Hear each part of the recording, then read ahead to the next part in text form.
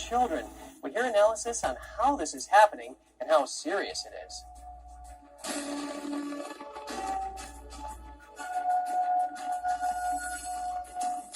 We start with some breaking news today. The House has passed the COVID Origins Act with no dissenting votes. The final tally was 419 to 0. 16 House members didn't vote. The bill would require the Director of National Intelligence to declassify as much intelligence as possible on the origins of coronavirus, as well as any links between the virus and the Wuhan Institute of Virology. The Senate passed the bill last week, also by a unanimous vote, and now heads to President Biden's desk for his signature. It's publicly unknown whether the president will enact it. The administration has yet to state a position on the measure. He said he'd veto any bill. Calling out President Joe Biden's so-called catch-and-release policy for illegal immigrants, he says it violates his constitutional duty. The policy has been struck down by a federal judge. NTD's Daniel Monahan has the story. Governor Abbott is referring to the Biden administration's Alternatives to Detention program. Authorities have released over 1 million illegal immigrants into the U.S. under the policy. U.S. District Judge T. Kent Wetherell ruled that releasing illegal immigrants into the United States rather than holding them until their cases are resolved violates federal law, and described the policy as being, quote, akin to posting a flashing "come in, we're open" sign. The administration has said it lacks the resources and capacity to process the recent surge of migrants. It said detention center overcrowding amounts to a humanitarian crisis. Meanwhile, Senator Jim Risch and fellow GOP senators introduced a bill on March 9th that includes resuming construction of the border wall. I cringe every time I hear somebody from the administration say, oh, well, the border's secure. The aim is to secure the nation's southern border and stop the rising flow of illegal immigrants. Risch says patrol agents have encountered nearly 5 million illegal immigrants at the southern border since President Biden took office. Critics of the Biden administration's border policy point out that not just people are crossing, lethal fentanyl is crossing as well. I met with Texas families who have been ripped apart by fentanyl. Governor Abbott says fentanyl poisoning has now become the leading killer of Americans between 18 and 45. Joining Risch as co-sponsor of the Solving the Border Crisis Act is his fellow senator from Idaho, Mike Crapo. Other co-sponsors include Senators Bill Hagerty of Tennessee, Tom Tillis and Ted Budd of North Carolina, and Arkansas's John Boozman. The bill also seeks to renew Title 42. In related news, Mexican authorities met on Thursday with Homeland Security Advisor Elizabeth Sherwood Randall to discuss issues like fentanyl and arms trafficking. The Mexican Foreign Affairs Minister reacted. We insisted on the issue of arms trafficking, which is very important to Mexico, as you know. We requested more severe actions in the short term, and I'd say the results are positive. Mexican President López Obrador posted photographs of the meeting on his Twitter account. He says Biden's decision to respect Mexico's sovereignty was also discussed. Daniel Monahan, NTD News. Lawmakers from both sides of the aisle say the Department of Agriculture needs more oversight. However, officials responsible for the oversight argue they need more funding to do so. Republican and Democrat lawmakers say spending for the U.S. Department of Agriculture, or USDA, needs more oversight. They questioned Officer of Inspector General, or OIG, officials at a hearing on Thursday. This comes after the OIG issued this report on USDA spending for the second half of 2022. They found more than $305 million in questioned costs or funds to be put to better use, and 275 arrests made for criminal use of funding. The Inspector General for the USDA said the findings show that their office needs more funding. She argues that's because the USDA's funding keeps increasing while the OIG's budget stays the same. With funding streams like these comes the need for oversight to ensure that programs are serving those for whom the assistance is intended. The USDA budget topped out at $218 billion for mandatory and discretionary spending in 2022, and almost $200 billion are on the table for consideration in 2023. A statement by the USDA says that President Biden's Inflation Reduction Act, or IRA, provided an additional $19.5 billion over 5 years for climate-smart agriculture. However, a GOP representative pointed out that the IRA has no money built in for oversight from the OIG. That's not the way we should shepherd taxpayer dollars. On top of the funding, lawmakers allege some of it doesn't reach the areas where it's needed. A California Democrat says the money isn't reaching farmers in her district who need it to fight insects damaging their crops. I'm hearing from a lot of farmers that the resources just aren't there at the local level. A Republican from Washington State doubled down on the problems farmers face with insects. In my area in central Washington State, my neighbors, growers, are huge challenges with pests, with diseases. I can tell you, I'm a farmer myself. It's a constant battle. OIG officials say it's challenging to provide effective oversight due to the rapid growth of USDA funding. The House voted to block a Biden administration rule known as Waters of the United States, or WOTUS. 9 Democrats joined Republicans in approving the bill. It would overturn an EPA rule that established a definition of the navigable waters of the United States to restore protections put in place by the Clean Waters Act. Republicans argue the rule is too restrictive and could have negative consequences. If the bill passes the Senate, President Biden will likely veto it. The cybersecurity breach of congressional members' health insurance records turns out to be far more extensive than previously thought. The Sergeant-at-Arms alerted Senate staff to the extent of the DC HealthLink breach on Thursday. The compromised data is said to include sensitive information like social security numbers and home addresses. House and Senate staff members have been encouraged to freeze their family credit cards to guard against fraud and identity theft. DC HealthLink says it has started a comprehensive investigation of the incident and is working with law enforcement. One online forum claims that the hack includes data from 170,000 people, but that has not been verified yet. The FBI is one of the lead agencies trying to find out how all the personal health data ended up on the dark web. President Biden unveiled his 2024 budget plan yesterday. He vowed to raise taxes on the wealthy, increase spending, and reduce the federal deficit. NTD's Jeremy Sandberg has more on the president's proposal. When we do these projects, we're going to buy American. The third budget of Biden's presidency would increase federal spending to $6.8 trillion for the fiscal year of 2024. That's up from $6.2 trillion spent in fiscal year 2023. He's requesting an $842 billion budget for the Department of Defense, $26 billion more than last year's enacted budget. We're going to export product and bring jobs home. The president says his plan covers all sorts of investments in manufacturing, education, and health care. Where is it written that America can't lead the world again in manufacturing? Never underestimate what America can do. We can do anything we set our minds to. Biden says the funding will also be used to hire more police officers across the country and put more money towards their training and support. I don't want to defund them. They need more help. To pay for it all, he's proposing around $5 trillion in tax increases on high-income earners and corporations over the next 10 years. The plan includes a 25% minimum tax on Americans with over $100 million. This consists of all their income, including appreciated assets. Biden suggests increasing the corporate tax rate from 21% to 28%, quadrupling the stock buyback tax from 1% to 4%, and roll back some corporate tax breaks enacted in 2017. He also wants to raise taxes for anyone earning more than $400,000 a year. Administration officials believe that increasing taxes on the wealthy can help fund the president's spending priorities. They project it would slash the federal deficit by nearly $3 trillion over the next decade. But the current budget presentation would raise next year's deficit to $1.8 trillion. Total U.S. debt would rise to nearly 110% of annual GDP in 2033, a figure that rivals the peaks during the country's mobilization for World War II.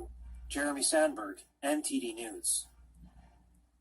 The Biden administration has proposed investing in new ways to out-compete China and strengthen alliances in the Indo-Pacific region. On March 9th, President Biden unveiled his third budget proposal. In it, he outlines his strategy for dealing with global challenges, including those posed by China. The president warned of unprecedented and extraordinary times ahead, and he asked for both discretionary and mandatory resources to address danger from China. The mandatory proposal would boost the U.S. role in the Indo-Pacific and advance U.S. investment in the region. It also asks to boost funding for the U.S. military's presence there. The funds will also be used to strengthen the capacity and capabilities of U.S. allies in the region. President Biden's budget stands little to no chance of passing the Republican-led House, Regardless, Biden says he's ready to sit down with House Speaker Kevin McCarthy and go through it line by line. He's hoping for some common ground and wants to. Strangest things that you'll ever see and witness, and I saw a lot of it during my time at DHS. All of these individuals that want to come here to the United States, they're never going to pay that debt off. And so it just continues on and on and on and on. And so the crisis that we see and the numbers that we see, why it's so terrible and why I'm passionate, and you'll see others here passionate about it, it's because of the human aspect of this. It's that human trafficking. It's the human misery and the suffering. And the fact that the Biden administration refuses to really acknowledge this, or they continue their policies knowing that their policies are what it's encouraging, what we call pull factors. They're pulling people to the border. With that pull factor is all this misery and all this trafficking. And we've seen numbers, and we're seeing numbers in the desert and on the river that we've never seen before. The amount of migrants that are dying every single day, astronomically high, dwarfs anything that what we saw during the Trump administration. Yet, I got letters from members of Congress on the Democrat side every single day, every time a migrant died in the desert, how terrible the Trump administration was because of our policies. Yet you don't hear anything from them today. And it's still happening. It's happening in numbers that we've never seen before. Chad, I want to ask you, how effective do you think, some of the southern states essentially busing some of these illegal immigrants to the northern states has been? Yeah, so I actually think it's made a difference. It's made a difference maybe in the type of coverage and the type of attention that this administration is starting to place on this. They're still not making it a high priority. But when you have the mayor of New York City, for instance, going to El Paso, I can't recall the last time that's happened. Why would the mayor of New York go to El Paso? What is his job duty in El Paso? Well, it's because he's getting migrants being bussed up from Texas and Florida. And he's being overwhelmed, right? This idea that New York, a city of, I believe is 9 million, maybe even higher, cannot handle 50,000 or 60,000 migrants. Yet we're asking communities of 20,000 in South Texas to take on the same number of migrants almost every month. It gives you a sense of what's going on. So this idea of not only is it Governor Abbott and Governor DeSantis and others, not only is there a necessity to bust these migrants, there's no other else to put them in the state of Texas. They're overwhelmed. The facilities are overwhelmed, so you got to move them out. But this idea of until it shows up on people's doorstep, they're not going to pay attention. Well, I think they've proved that to be the case. New York wasn't paying attention. They weren't commenting on this. Now they are. Chad Wolf. So we're going to identify the areas that are in higher demand with our partnerships in business, and we're going to connect people with those jobs that are available and start giving them the training now. The move comes ahead of a potential increase in arrivals after Title 42 ends. The city says more than 50,000 people have arrived since last April, and that 30,000 are currently receiving care. The city has spent over $650 million on the crisis over the last year. And coming up, the Washington, D.C. police chief has a simple solution to the local crime problem. We have that and more just after this break. The Drug Enforcement Administration has shut down several websites publicly selling fentanyl sourced from labs in China. The U.S. is also hunting for Chinese citizens involved in online fentanyl dealing. What's more, the fentanyl crisis had former U.S. President Donald Trump fuming during his term. He called out China publicly on this matter in a 2018 Twitter post, saying it is outrageous that poisonous synthetic heroin fentanyl comes pouring into the U.S. postal system from China, adding that the U.S. can and must end the danger now with no more delay. Beijing responded to U.S. pressure in 2019 by making all forms of fentanyl subject to production controls. It also added two fentanyl precursor chemicals to the regulatory list. But following then U.S. House Speaker Nancy Pelosi's travel to Taiwan last year, Beijing suspended collaboration with Washington on transnational crime and illegal drug issues. To this day, China remains the principal source of fentanyl around the globe. In 2021, President Joe Biden declared fentanyl trafficking as a U.S. national emergency, though the declaration didn't mention China. Xiaohua Li, NTD News. Infant. Set some of the so-called entitlements. President of the United States of America will never, ever be questioned. Some of my Republican friends want to take the economy hostage. I get it, unless I agree to their economic plans. All of you at home should know what those plans are. Instead of making the wealthy pay their fair share, some Republicans want Medicare and Social Security to sunset. I'm not saying it's a majority. Let me give you, anybody who doubts it, contact my office. I'll give you a copy of the proposal. That means Congress doesn't vote. Well, I'm glad to see you. No, I tell you, I enjoy conversion. You know, it means if Congress doesn't keep the programs the way they are, they'd go away. Other Republicans say, I'm not saying it's a majority of you. I don't even think it's even a significant, but it's being proposed by individuals. I'm not politely not naming them, but it's being proposed by some of you.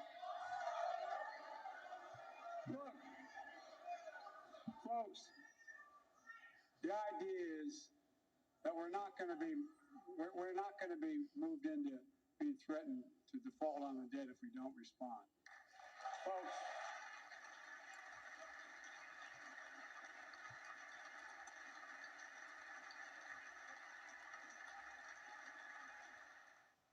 it is certainly true that President George W. Bush proposed allowing workers to devote a portion of their Social Security contribution to a private account to invest in the stock market in pursuit of a higher rate of return.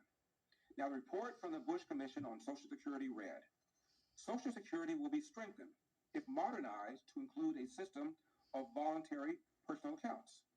Personal accounts improve retirement security by facilitating wealth creation and providing participants with assets that they own and that can be inherited, rather than providing only claims to benefits that remain subject to political negotiation, end of quote. But get this. It is also true that Bush abandoned the plan after Democrats denounced it as a risky scheme to privatize Social Security. It is also equally true, however, that both Democrat Presidents Barack Obama and Bill Clinton called Medicare, Medicaid, and Social Security without reform unsustainable. Their word, not mine. In March 2013, Politico wrote, Obama also warned that Democrats need to embrace at least some changes to unsustainable entitlement programs in order to achieve their long-term priorities, in the quote. Obama set up a bipartisan deficit commission that made several recommendations. When it issued its final report, ABC News wrote, the president has tasked commission co-chairman Erskine Bowles and Alan Simpson with devising a plan to reduce the deficits and redirect the country from its, wait for it, unsustainable fiscal path. The end result is a wide-ranging and controversial report that its supporters touted as a good start to a tough problem. To dig the country out of debt, it wrote, the plan put forth by the panel today calls for drastic changes such as raising the Social Security retirement age, making cuts to Medicare, and doubling the federal gas tax, end of quote. As for President Clinton, he too set up a bipartisan commission to tackle the entitlements problem. The federal government Social Security website wrote the following. On November 5, 1993, President Bill Clinton, by Executive Order 12878, created the Bipartisan Commission on Entitlement Reform. The commission, which began its work in February 1994, goal was to devise a package of proposals which would reduce the overall cost of these programs. The two co-chairs of the commission developed their own Social Security proposal, which featured raising the retirement age to 70, a cut in the Social Security payroll tax, with the money redirected into mandatory private accounts, and adopting price indexing, among other changes. This was perhaps the first advocacy of carve-out private accounts and of price indexing by a prominent mainstream group, end of quote. Wow, two Democrats monkeying around with Social Security? Were these Democrats seeking to use Biden's characterization to sunset these programs? You see, the federal budget devotes about half of its spending to these so-called entitlement programs, Social Security, Medicare, Medicaid, and now Obamacare. And then there is income security, which includes general retirement and disability insurance, federal employee retirement, disability, and military retirement, unemployment compensation, housing assistance, nutrition assistance, foster care, supplemental security income, and the earned income and child tax credits. Throw in national security and interest on the debt, and this leaves almost nothing left. So after conceding these programs without reform are unsustainable, both parties now attack any reform as risky and irresponsible. That's politics. Meanwhile, the clock keeps on ticking on Social Security and on Medicare, and that's the elder statement. When we come easy it is to fix an election, how widespread the fraud is. Yeah, I think you're right, Larry. It was Chris Krebs also, who was at the time was the director of Cybersecurity Infrastructure Security Agency under DHS, who came out publicly for the first time, I think on Election Day in 2020, and said it was the most secure election in U.S. history. And then, of course, the industry representatives and the insiders all came out and parroted the same thing in a joint statement. But it's ludicrous. None of them have the technical skills to evaluate what you'd have to look at to draw that conclusion.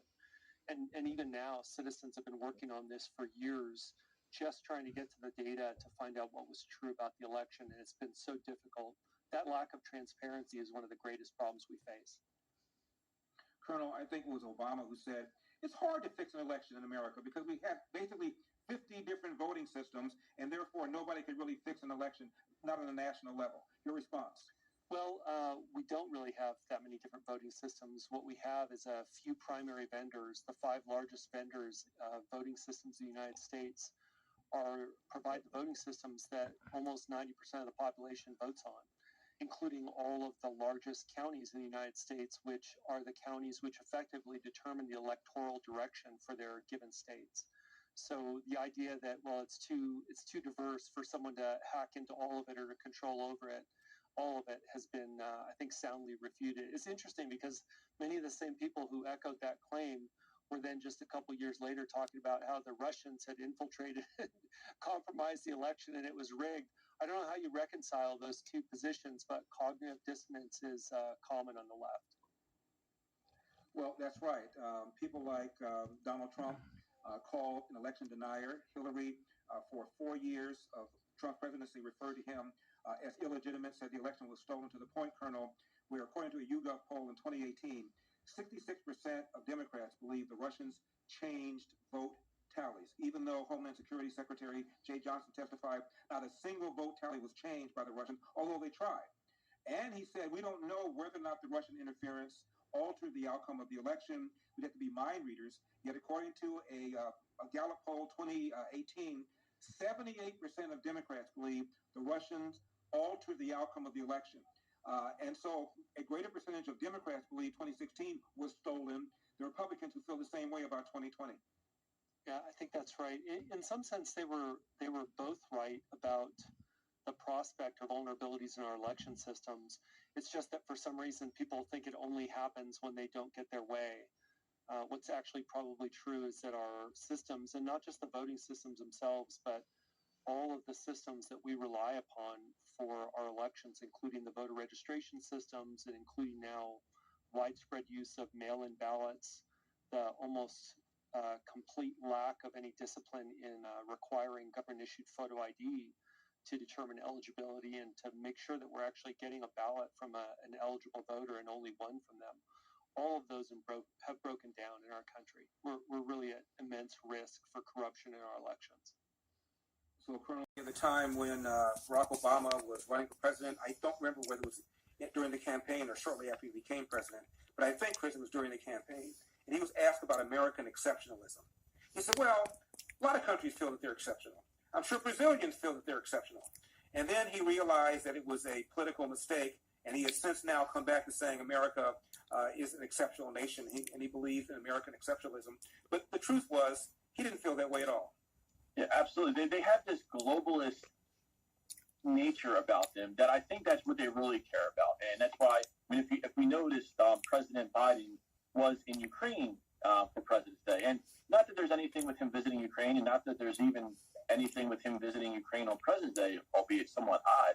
But it's the fact that these are the priorities. The actions speak louder than words. And you can tell by the Democrats' action, Democrats like Biden, Harris, Obama, what they do, and sometimes even what they say or don't say, pretty much reveals a lot of their true feelings and their emotions and how they truly feel about the United States of America. What's the latest with the status of the impeachment of your Philadelphia DA and crime in your city? Oh, I think that impeachment is up there with the likelihood of Biden tweeting Happy President's Day. It's going to pretty much, unfortunately, I don't think there's been no mention of it at all. It's still kind of in the same, postponed status it was before. And the Republicans are having their own issues in the PA House and Senate as it is. So I unfortunately don't see it coming to fruition anytime soon. What about crime? Well, yeah, that's up there just as well. They don't. Not that I've been aware of any statistics that have been published, but I know there was a Temple University police officer was killed about a week ago. It was frost, so that was a big issue that's going around here. And just like unfortunately, your normal everyday crime situation. It's sad because on one hand, I think some people are getting numb to it. They're just kind of accepting it. However, though, I will say I was in a pizza shop in South Philly the other day, and there were two people waiting in line who were saying they were tired of the crime and they were going to vote differently this time around. So hopefully they stick to it. Hopefully Philadelphians also echo that sentiment. But it was encouraging to hear that in the pizza shop. So. Finally, Chris, give us a medical update on John Fetterman. I know that he felt lightheaded back in February. You mentioned earlier in February, checked himself into George Washington Hospital, and now Walter Reed citing depression. He's being praised for that.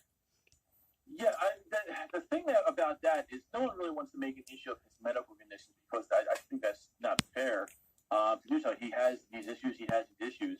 However, what I take issue with is Democrats were asserting and guaranteeing Pennsylvania voters, and I guess also people throughout the country, that during election time he was perfectly fine, and you were being mean and discriminatory if you had any questions about his health issues after he had his stroke during the campaign. Again, very unfortunate incidents.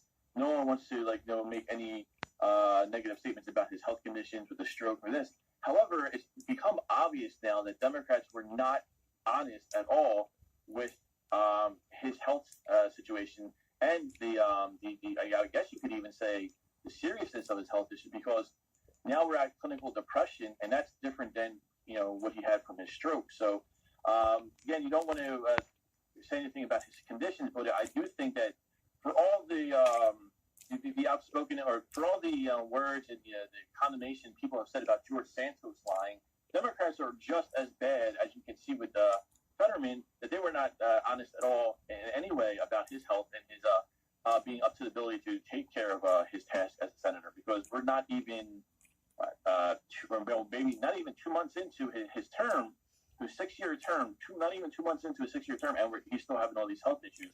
So the people, they deserve to have questions asked to them, because they definitely misled the public about Fetterman's condition. Chris, I'll say they were dishonest. Didn't he have a stroke 2 days before the primary, and they didn't reveal it until after the primary? Yeah, I can't remember when his stroke actually happened. I know it was very close to the election, and it might have been before. I think it was actually before his debate with Oz, if Dr. Oz, if I recall correctly. So it was maybe within the last 2 weeks of the election, he had his stroke, and everyone, when he was on the podium speaking in the debate, people were saying he didn't seem all there. There seemed like this, and anyone who dared to question or raise that issue was, called names and said they were insensitive and mean and discriminatory. Yet in reality, all those questions were obviously, logical questions to ask, and it should have been asked. And Democrats, for all the brouhaha and stuff they like to talk about George Santos and being honest, clearly we're not honest about John Fetterman. If for some reason Fetterman can't make it, can't fulfill his term, financial burden of illegal immigration, what are some of the major components here, and is there anything the president can do? Well, the president can do a lot. Over the past 2 years, he has opened up that border. We have had unprecedented illegal immigration in the 2 years that he has been in office. And this is costing the American public a huge amount of money. It nets out to the American taxpayer at $151 billion a year. we lay out about $182 billion in services and benefits for illegal aliens and their dependents. They pay about $31 billion in taxes. So the American public is left on the hook for about $151 billion a year. The majority of that, by the way, comes out of state and local budgets. The federal government pays about $66 billion. State and local governments who never asked for this, who have no control over the border, they are the ones that are picking up most of the costs for education, for healthcare, for the essential daily human services that are provided to illegal aliens and their families. Ira, so you have the tax implications, which are obviously significant. What are the impacts of illegal immigration on, say, wages and job opportunities for American workers? Well, obviously, the law of supply and demand can't be repealed even by the president or Congress. If you flood the labor market with a lot of workers, and it particularly hurts workers at the lower skill levels of our labor force, it drives down wages. If you are going to bring in lots of people whose skills match people who are already struggling to keep their heads above water in this economy, then it is going to make it even more difficult for them to get the wages they need to take care of their families. So it disproportionately impacts poorer Americans. You know, the president keeps telling us that he's the champion of the working class American, but what he is doing in immigration policy is precisely the opposite. He is putting them further behind the eight ball here because, it's not people sitting on Wall Street who are competing for jobs with the illegal aliens who are coming across. It's the people working in blue-collar jobs, the ones who are already struggling, and this is just making it so much worse. What are some of the major consequences of actually not addressing the fiscal burden of illegal immigration? Well, obviously, you have state and local governments now that are struggling to make ends meet. You know, California just had to cut its budget by, I think, 3.5% for this coming fiscal year. And yet, you have states like California that continue to offer new benefits and new services to illegal aliens. So while the federal government is responsible primarily, you do have state and local governments that have decided they're going to be sanctuaries for illegal aliens, they're going to protect people, and in addition, they're going to offer benefits and services that really aren't essential. Increasingly, states are offering in-state tuition benefits at public universities and colleges for illegal aliens. California, it wants to extend Medi-Cal, which is essentially the state version of Medicaid, to every illegal alien in the state. So they keep piling on the burdens. And it's not surprising that California, by far, has the greatest share of the burden.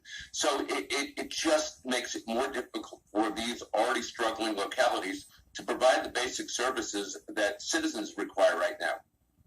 Ira Melman, thank you for joining us. I really appreciate your perspective.